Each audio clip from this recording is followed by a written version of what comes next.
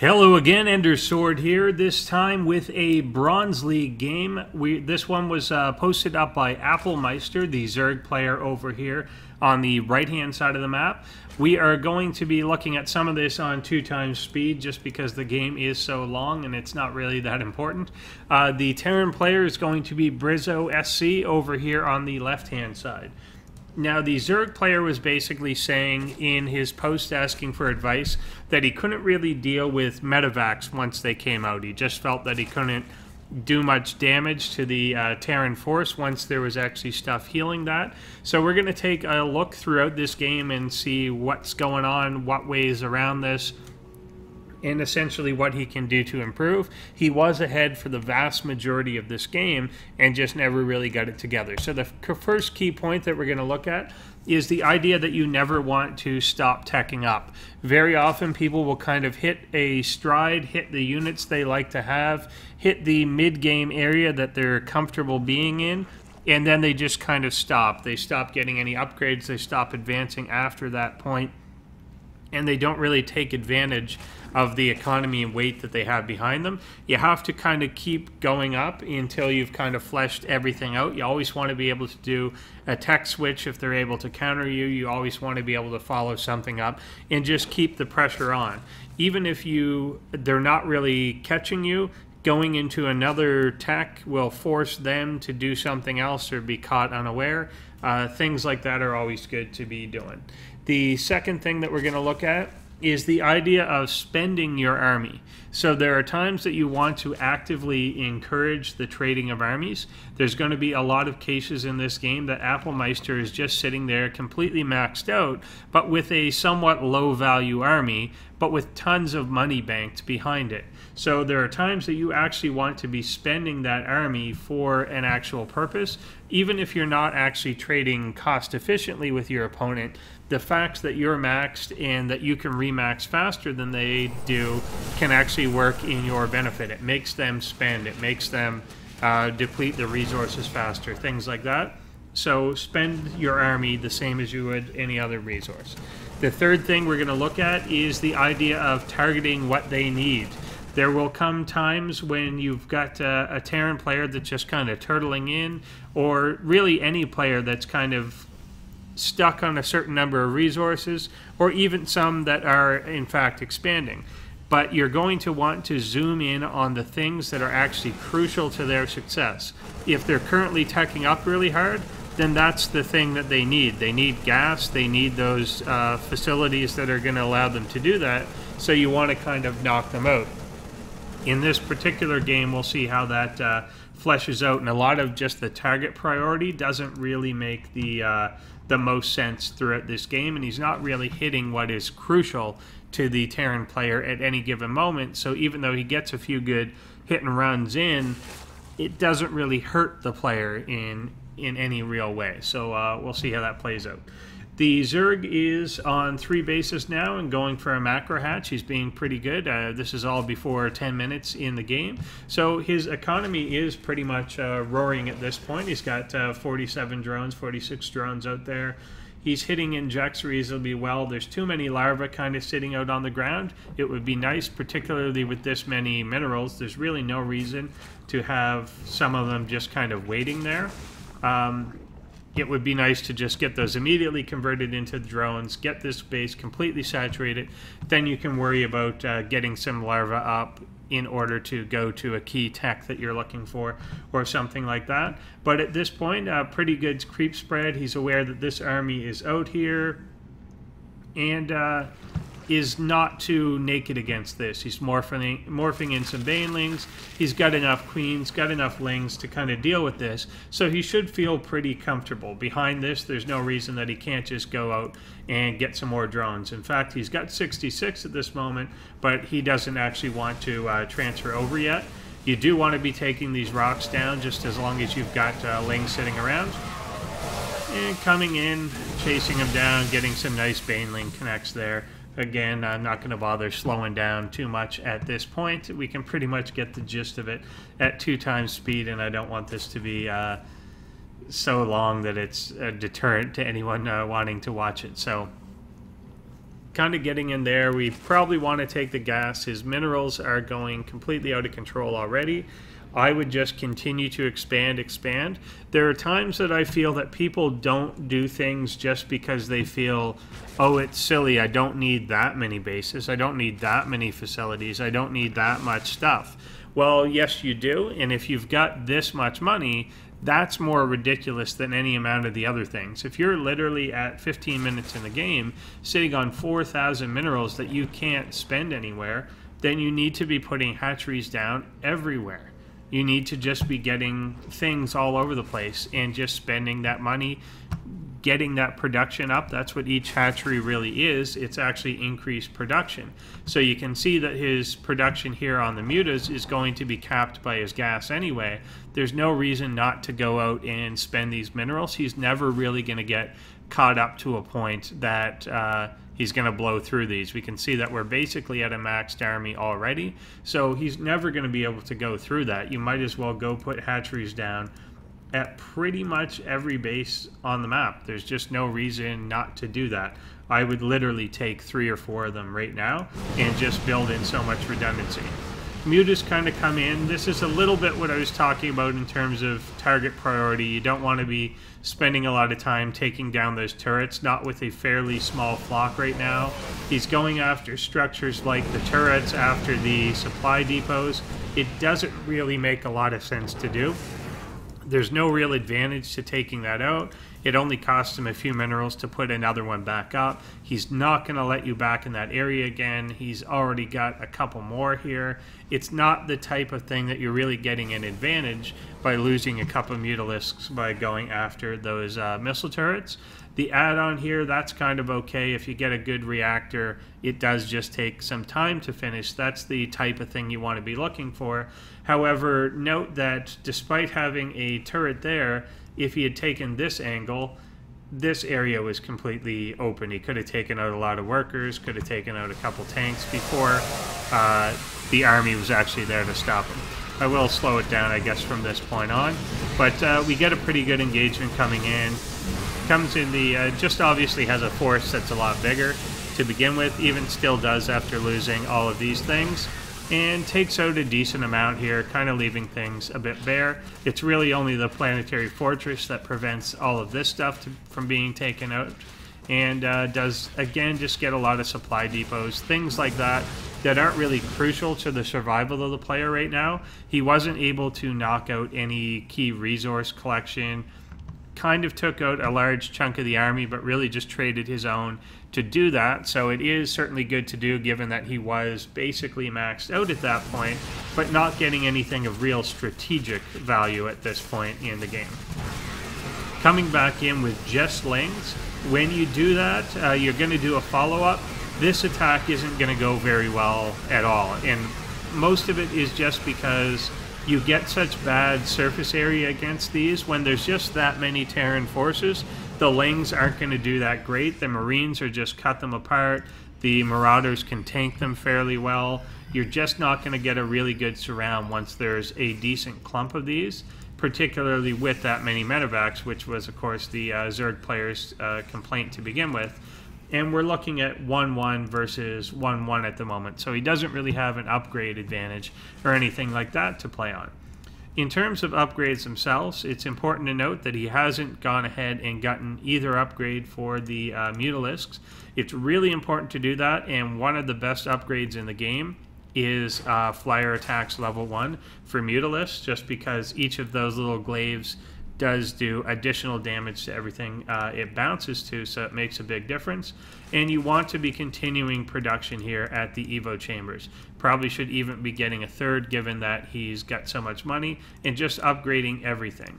Back here at the lair should not be a lair anymore. He should definitely be getting that Infestor's Pit out, continuing up with this technology. You always want to be going up, up, up. And given that he's got this much money, he did end up taking these two things, but I'd like to see the gases taken for one, and I'd like to see the technology continuing up, up, up, and even connecting with creep. We got great creep spread out towards the Terran base, but this is where a lot of your reinforcements are going to be coming from. So make sure that you do connect up to that area as well. It's just going to make the reinforcements a lot quicker to get to. And it's going to make it easier to defend if you do eventually kind of just mine these out and end up moving to this area as your main base. Then it allows you to do that. So got him morphing in a bunch more banelings as he does see that this force is obviously coming through. At this point, the Terran is now on 2-2, whereas the Zerg player is only on 1-1.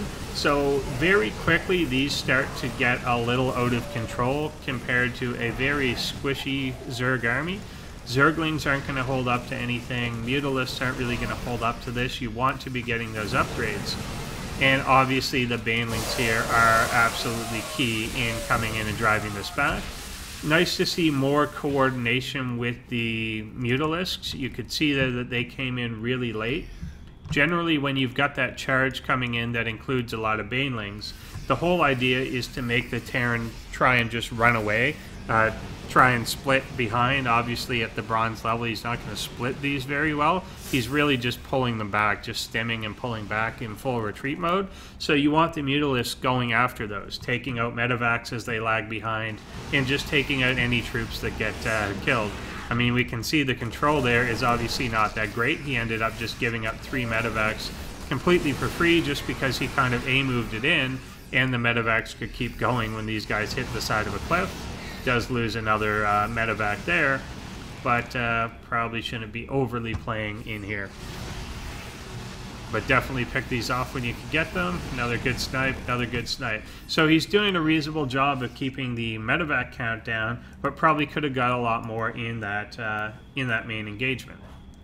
In terms of reinforcement, we're not having a lot of ground forces coming down, and while he's busy with his Mutalisks or main army, we're getting a lot of things not being injected. So these are just hitting their standard number of larvae, getting 3 on the ground, and then he's not actually adding more to that. His production could be absolutely through the roof at this moment. If he was hitting each of these injects, he could be throwing a maxed army at this Terran player every couple of minutes.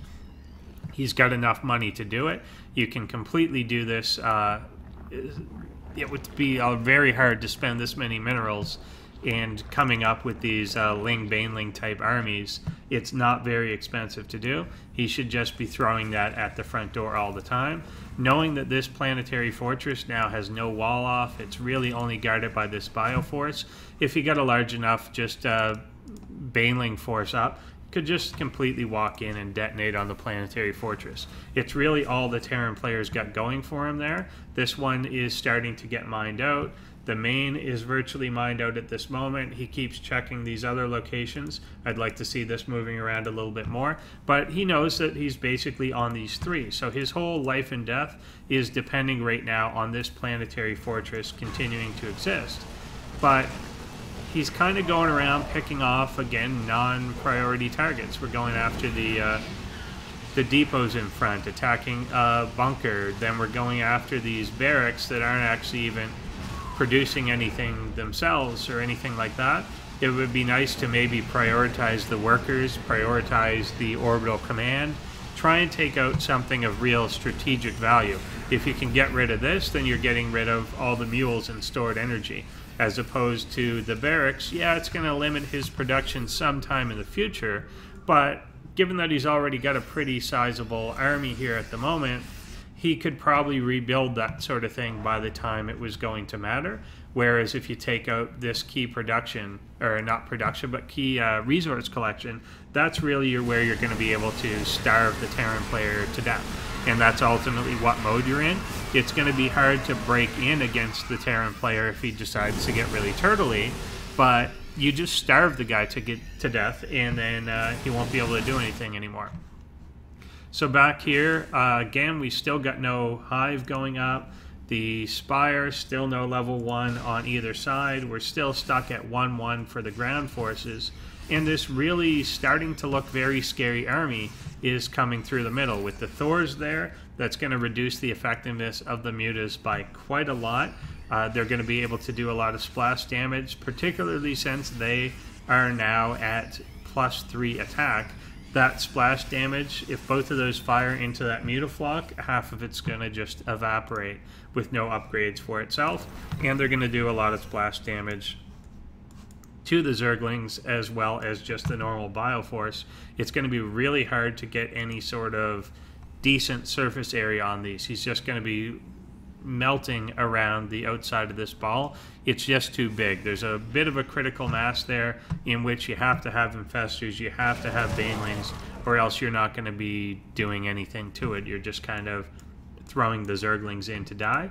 Does spot this going over. Luckily, he still has pretty good map control, obviously. He's going to be able to kind of poke in here again with mutas, and then eventually swing over and take this out pretty much at his leisure. There's no way that the Terran can cover all of this surface area, so that is certainly one good thing about what the Zerg is doing.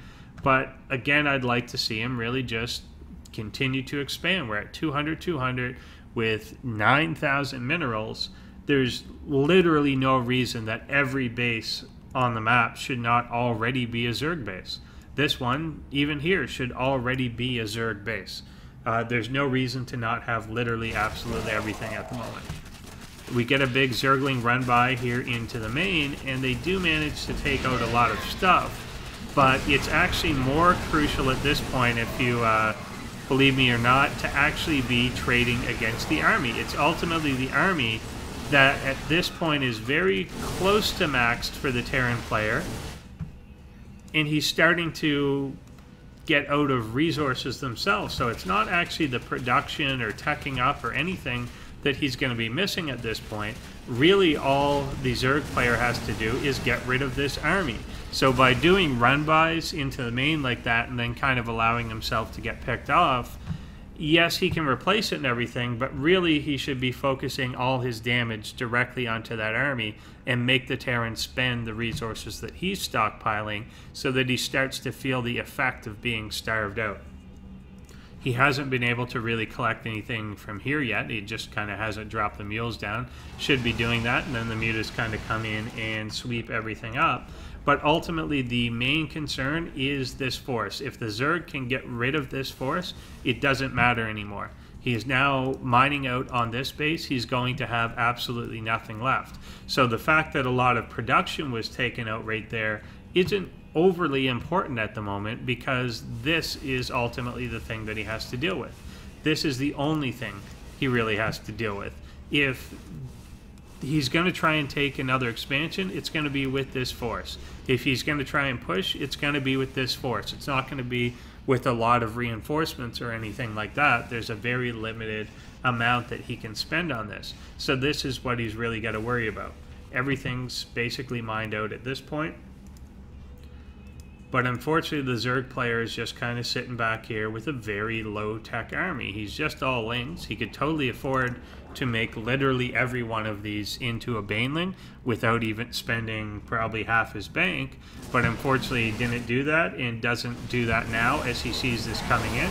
If he was able to do that as opposed to just charging in like this, clearly banelings just would have walked over that. They could have even detonated on the Thors. If every one of those was a baneling, it just absolutely wouldn't matter. The mutas do finally come in here, but as you can see, the Thors just absolutely devastating those before they even really get close, and then the Marines just completely cleaning everything up.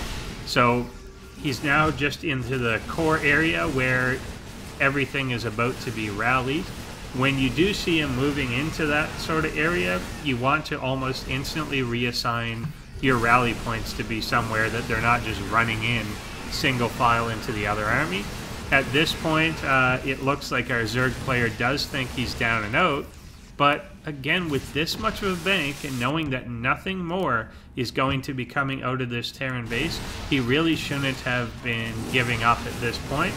He should have really expanded to every location up here, started to re-rally here, put down redundant technology in this area, make more pools, make another baneling nest, and try and make another big run at this force. He's certainly got enough money to do so, but unfortunately he does leave the game, which I still think was ultimately a one game. It's going to take the Terran a long time to go through and actually clean this stuff up, and there's a lot that he can produce in this time. The Terran probably doesn't even fully know that all this production is up here, and he could even continue to expand away from him. It would take like 10 minutes before the Terran player could get over to this corner and actually take anything out. And in the meantime, there's just really nothing else for him to go on. He could just go back, make sure that nothing is going to continue to mine anywhere else, and there's nothing really he can do. He should be able to see that there's tons of SCVs with his army. There's nothing really back home. This is definitely an all-in type attack, so you want to be just regroup, stay calm, and take that out. So overall here, the big lack was that he stopped teching up. He just didn't tech up through this game. Near the very end he was, but imagine that you had Infestors out. Imagine that you had Broodlords out. Imagine that there were Ultralisks out. Actually, not even imagining that. Imagine that the 80 Lings that were on the ground were just Banelings at the end, with a few more upgrades to them or anything matching the Terran army. Would have completely just rolled over everything. Also, throughout the entire game, just abuse the fact that you've got this much money and abuse the fact that you've got this much production, and just be trading into them constantly. You know that you're that far ahead. You're off 6 base to the guy's 3 base when you knew that like 2 of them were mined out. Just be throwing your forces into them. It almost doesn't even matter if it's cost efficient at this point. You're just trying to prevent him from getting any form of critical mass, keep him on the defensive, maybe stop him from doing a few upgrades, whatever it is, but just be trading it off because you can replace better than your opponent can. So just be doing that, and obviously just don't leave things out as only Lings. Attacking into this type of force with just Lings is like trying to kill a volcano with snowballs. It doesn't even make sense at this point. They're just not going to get any form of surface area, particularly down kind of a choke like this. They're not going to get a full surround. Not that it matters anyway. And obviously that force came in, and then the mutas would come in after that, as opposed to at the same time. You're just kind of really minimizing your chance of impact. It would have been nice to see the Zerg player just pull back, calmly morph everything into Banelings, and then once he's kind of come onto creep, he was scanning his way, so you knew you had a lot of time. The creep is still going to be there even when they scan a bit of it away, and just roll into him. Could even set up a nice surround, pull back to this area, make a ton of Banelings, loop a few around, and slam them in from both directions. There'd be absolutely nothing he could do about it. So take advantage of those advantages and make sure that you're punishing your opponent where it's actually going to hurt them, as opposed to just going for some things that didn't really matter. It took out a lot of barracks, took out an armory, took out a bunch of supply depots, didn't make any impact at all. They weren't building anymore. It wasn't the key thing to go after at this point, so it was just kind of an army thrown away into the main base that at an earlier time would have done a lot of damage, but at the time that it happened just didn't really matter at all for them. So thanks for watching, guys, and I hope that was helpful. This was a pretty long one. Thanks for hanging with it.